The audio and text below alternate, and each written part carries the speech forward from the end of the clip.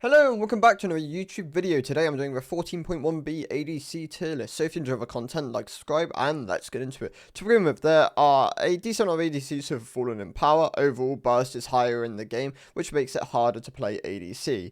Of course, there are still a lot of viable ADCs. A lot of them can poach some of the lethality options. But as for class, which received the least amount of changes, it did kind of come up short. But let's discuss it. So Lucian is finding a lot of popularity at the moment. He is the most popular ADC. He is mostly popular because of some of his pairings, the likes of Nami and Milio. Of course, give him a lot of power, give him a lot of on-hit capability with his passive, but overall, it only really finds himself in the A tier, not performing quite as well as a lot of the other champions. Moving on, Jhin is in the S tier, so I'm not a huge fan of Jhin. I think his unreliable damage output can make him kind of frustrating to play with. However, undeniably, his lethality options are really good at the moment. Youmuu's Collector, you can pick up things like a Hubris, into Shoulder's Grudge if you need. All these work really well on him, and it has put him in a great spot. Of course, you can still opt into crit options after your Collector. The likes of IE, RFC, LDR, still strong options on him. It just makes him good in most circumstances at the moment. So, Jhin, going to be in the S tier.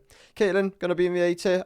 This is more of Youmuu's Caitlyn. Lethality being buffed early on into the game makes this build more viable again. This will be Youmuu's Collector, and then following a similar trend to Jhin, you can opt into lethality options, or you can just opt into crit options. They are both viable builds. So yeah, kind of play those when you need them. Just not as good as Jhin at the moment. She did receive a couple of nerfs to kind of hit that lethality build option.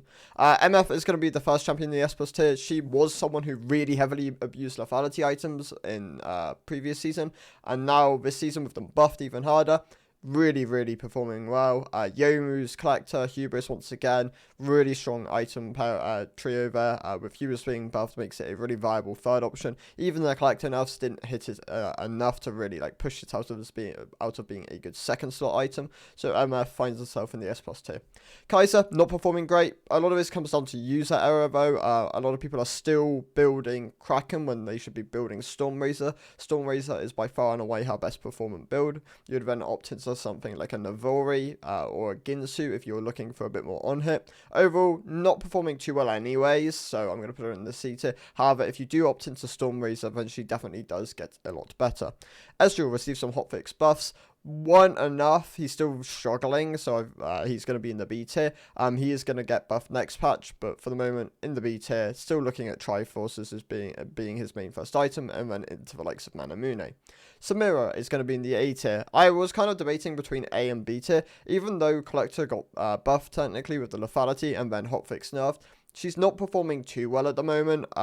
She is like just above the average marksman, but of course this comes down to the fact that you need to snowball, you need to be able to power your items, get the IE, get the shield bow, get the BT, get the LDR. If you're not getting these items completed, then you will fall behind the curve, you will no longer be able to snowball really heavily, and you'll really struggle within the game. So just keep that in mind. Samira, A tier option if you're really strong at snowballing on this champion. It really struggles if you're not able to get consistent leads though.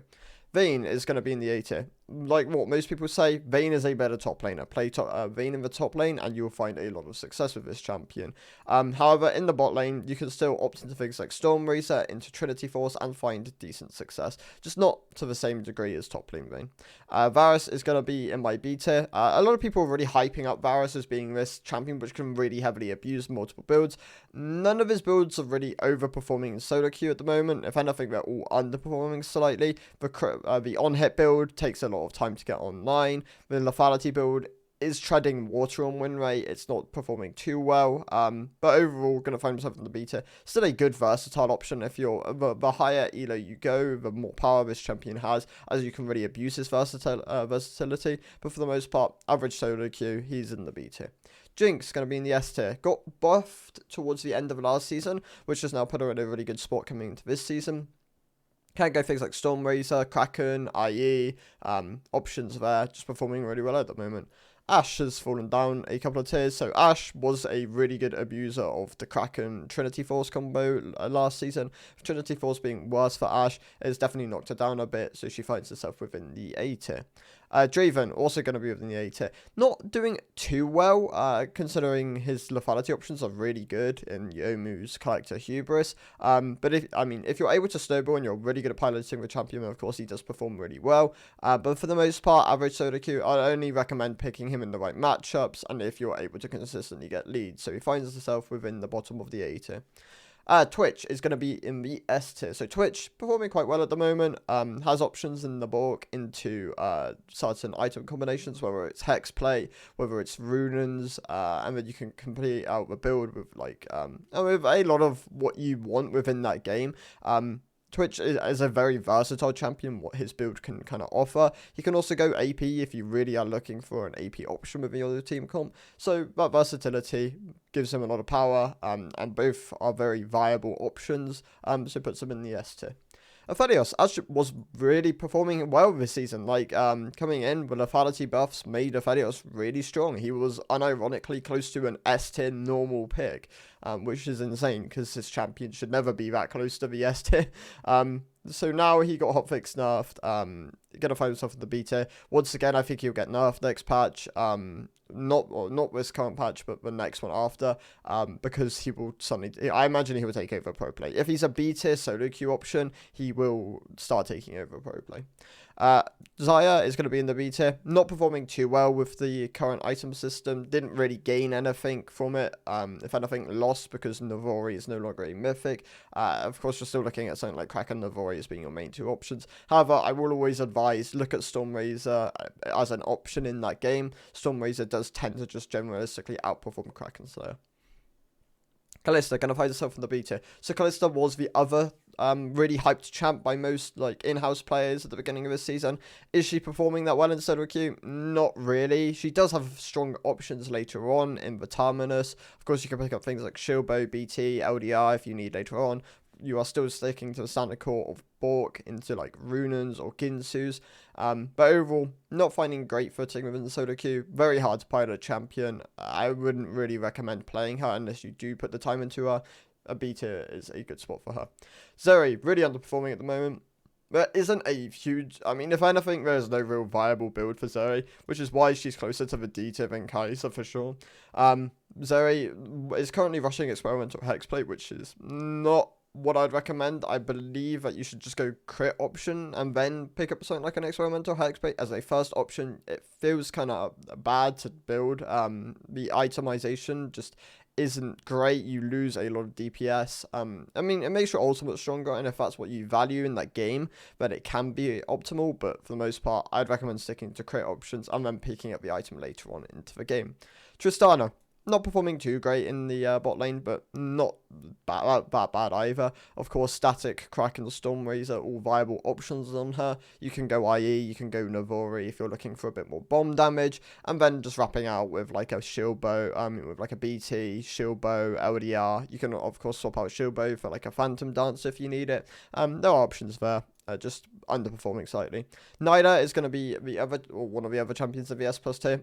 Really performing quite well with Collector as a rush option at the moment, and then you can opt into things like Navori. The main power of Nida is that her pairings are really strong.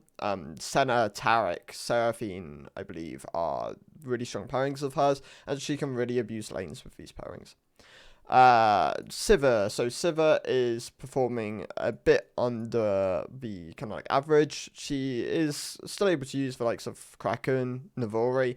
These options do work quite nicely on her, amplifying her W damage, amplifying her Q damage, but for the most part, just not performing as well as a couple of the other marksman options, so going to find herself in the B tier.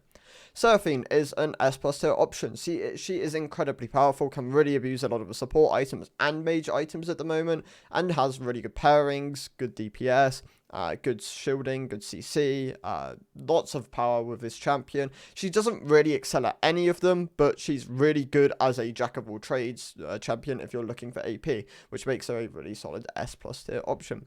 Yasuo, going to be in the S tier, and ironically, Yasuo's best lane is the marksman role these days. Has a lot of good pairings, can really make up for a lot of what he fails at.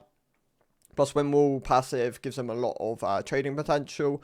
So yeah, not doing too badly. Definitely a viable bot lane option. Once you have your Kraken, your IE, you can tear through most comps and do a huge amount of DPS. Ziggs, honestly, I'm going to group all the mages together, which, like, lost out this patch. So Ziggs, Karthus, and Veigar all lost a lot of power. Ziggs lost the most, if anything. Well, okay, Karthus lost the ability to gain aim, or doesn't have a mana mythic option, really, which lost him a lot of power. Ziggs really does not like the current itemization, so he lost a lot of power. And Veigar is really struggling against a lot of the other options at the moment, which is why he also finds himself in the B tier. Of course, mages traditionally are usually quite strong in the bot lane, but for the most part, marksmen seem to be in relative control. Kog'Maw, underperforming. If anything, he's closer to the C tier than a lot of these champions. The problem with Kog'Maw is he is mostly a one-tricked champion, and he is not performing great, which suggests that even the one-tricks aren't having a great time on him. So he is closer to the C tier, but for the most part, Kog'Maw, B tier, C tier option. Gonna leave him in the B tier for the moment. Swain is gonna be in the S tier. Swain's best role also is probably the bot lane. He can get his items and get good pairings within the bot lane, and it can make him quite powerful. Of course, Malignance, Rylai are your main two core options. Then, of course, you can opt into things like a Liandry, Zhonya, Riftmaker. You do tend to fall off whilst getting your third item. Your main power spike is your 1-2 item core, and then around levels 6 to 13 is where you're really at your strongest. Hui is going to be in the C tier. So Hui bot lane is an interesting one. People do play it. It's just not doing too great. If they do buff this champion again, which I believe they are, then there is a chance he does rise up throughout the tiers. But for the most part, he's a C tier option, not performing too great. And Senna. So Senna, surprisingly, is performing quite well in the bot lane at the moment. Whether this comes down to not a lot of people playing her, and it's mostly just one tricks, I have to see. But for the most part, this patch, she is really performing well. Youmuu's, Collector, and then you can opt into like different variations of build paths, whether you're going crit heavy, whether you're going lethality heavy, whether you go like tanky kind of options. Locket Senna used to be something quite viable, and now you can build it as a legendary option later on if you're looking for a bit of team durability. The options there. Yeah, not performing too badly, finds himself within the S tier. Overall, those are my thoughts on the bot lane. The main outliers, of course, are the S plus tier. MF, Nyla, and Seraphine are quite head and toes above the rest. However, sleeper picks, the Senna, the Swain, the Yasuo, all performing quite well, just not as large sample sizes, so it's kind of harder to measure them, but all doing quite well as well. Yeah, thank you guys for watching. I'll see you in the next one. Goodbye.